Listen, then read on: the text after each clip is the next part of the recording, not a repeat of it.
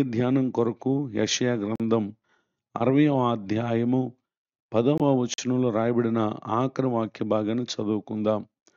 కటాక్షించి నీ మీద జాలిపడుచున్నాను. చదవబడిన ఈ వాక్య భాగంలోని దీవెన నా ప్రియులకు మీరందరూ పొందుదురుగాక.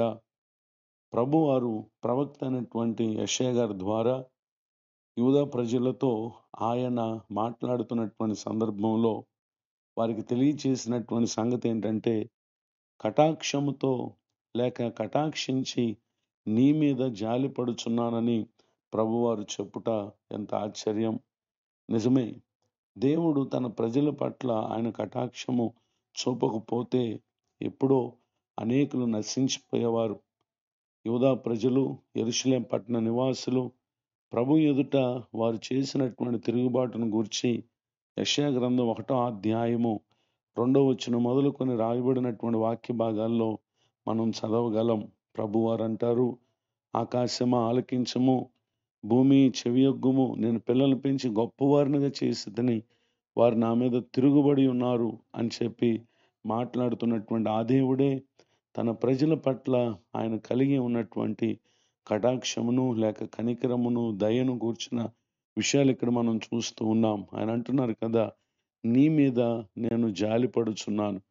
ఈ మాటలు వింటున్నటువంటి నా ప్రియ సహోదరి సహోదరులు, దేవుడు తన ప్రజల పట్ల చూపు వాత్సల్యము, ప్రేమ, దయ, కృప అవి ఎంతో గొప్పవి. వాటిని ఎంత మాత్రం కూడా మనం వివరించలేం.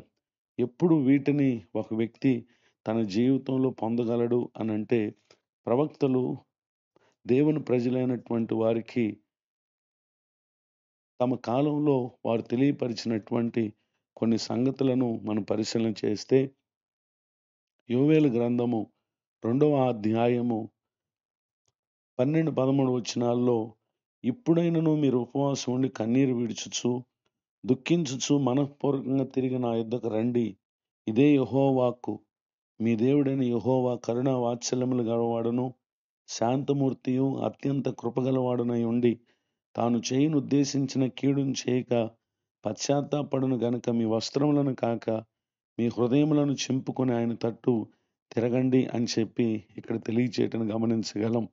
నిజమే, దేవుడు వారు కటాక్షించి మన ఎడల ఆయన జాలిపడాలి అనంటే మనము కన్నీరు విడుచుచు మన ప్రతి పాపం విషయమై ప్రభు దగ్గర పశ్చాత్తాపడి మనఃపూర్వకంగా మనం ప్రభుతోటి తిరిగితే ఆయన మనసు త్రిప్పుకొని పశ్చాత్తాపడి మనం చేయు ప్రతి ప్రార్థనను, విజ్ఞాపనను ఆలకించి ఆయన మనకు మేలు కలుగు చేసే దేవుడు అనేటటువంటి విషయాన్ని ఇక్కడ తెలియచేయటను గమనించగలం. ఎందరైతే ఈ విధమైనటువంటి మనసుతో ప్రభుతోటి తిరిగారో వారి పట్ల ప్రభు చేసినటువంటి ఘనకార్యాలు, ఆశ్చర్యకార్యాలు ఎన్నో పరిశుద్ధ గ్రంథంలో మనం చూడగలం.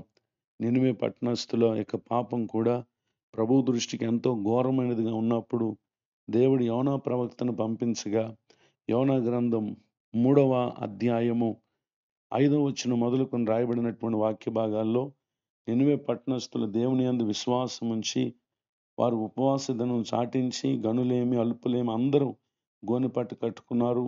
అలానే ఆ పట్టణపు రాజు కూడా ఆ విధముగా ఉండి వారందరూ కూడా పశ్చాత్తాపడి తమ చెడు మార్గాలను వారు మానుకున్నప్పుడు, తమ పాపం ఏంటో వారు గుర్తించినప్పుడు దేవుడు వారు వేడుకున్నటువంటి మనవిని ఆలకించి 10వ వచనంలో రాయబడినటువంటి వాక్య భాగంలో, వారు చేయుచున్న క్రియలను దేవుడు చూచి పశ్చాత్తాపుడే వారికి చేదునని తాను మాట ఇచ్చిన కీడును చేయక మానినట్లుగా మనం చూస్తూ ఉన్నాం. ఈ మాటలు వింటున్నటువంటి నా ప్రియ సహోదరి సహోదరులు, నిజమే, ప్రభువారు మన అవిధేయతను బట్టి మనం పొందవలసినటువంటి కీడును, బాధ నుండి ఆయన మనలను విడిపించి తాను చేయవలసినటువంటి కీడును చేయక మానే ప్రేమ కలిగినటువంటి దేవుడు. 4వ అధ్యాయము 2వ వచనంలో రాయబడినటువంటి వాక్య భాగంలో ఇక్కడ యోనా ప్రభువారు తన ప్రజల పట్ల తాను చూపిన కటాక్షమును గూర్చి, జాలిని గూర్చి, బహు శాంతమును, అత్యంత కృపగల దేవుడు అనేటటువంటి విషయాన్ని ఇక్కడ జ్ఞాపకం చేయటం గమనించగలం.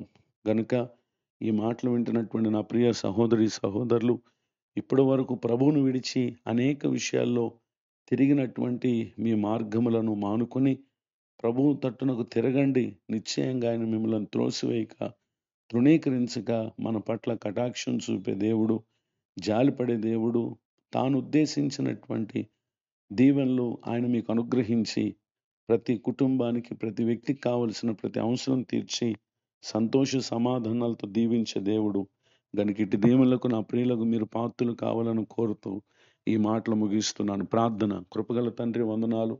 నేడు విన్న ఈ మాటలు మా ప్రియుల హృదయాల్లో ఫలింప చేయండి. కృంగిన వారిని, దుఃఖితులను ఆదరించండి, లేవనెత్తండి. మీ పరిచయలో ప్రయాసపడుతున్న దైవ సేవకులను, వారి కుటుంబాన్ని దీవించండి. నేడు మరొక నూతన సంవత్సర దయాకిరీటాన్ని పొందిన మా ప్రియులను ఆశీర్వదించండి. కృపాక్షేమంతో మేలు కలుగు చేయమని యేసు క్రీస్తు నామములో బ్రతిమాలి ప్రార్థిస్తున్నాము తండ్రి. ఆమెన్. తండ్రి, కుమార, పరిశుద్ధాత్మ దేవుడితో నడిపించును గాక. ఆమెన్. నేడు విన్న